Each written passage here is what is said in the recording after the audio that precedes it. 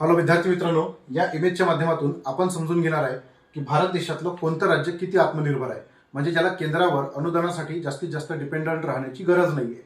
बघा, इथे डार्क कलरमध्ये जे तुम्हाला दिसत आहे ते जास्तीत जास्त आत्मनिर्भर असलेली राज्य आहे आणि फेंट कलरमध्ये जे दिसत आहे ते जास्तीत जास्त आत्मनिर्भर नसलेली राज्य आहे.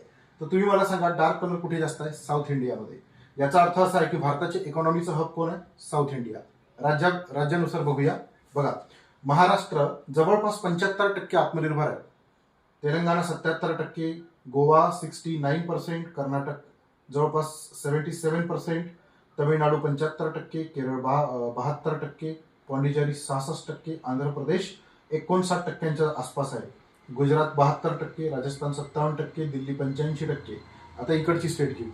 MP 44%, UP 48%, Bihar 25%. ठीक आहे.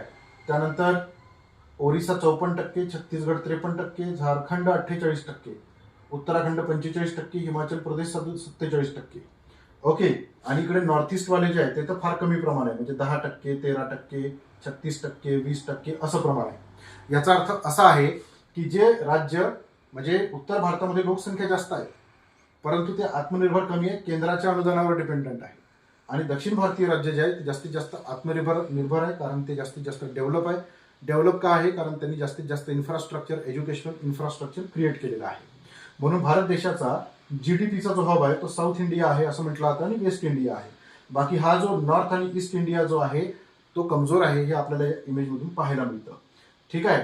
तर याबद्दल तुमचं काय मत आहे हे तुम्ही कमेंट बॉक्समध्ये नक्की सांगा. आणि असेच इंटरेस्टिंग व्हिडिओ पाहिजे असेल तर आपल्या चॅनलला नक्की सबस्क्राईब करा, लाईक करा. धन्यवाद.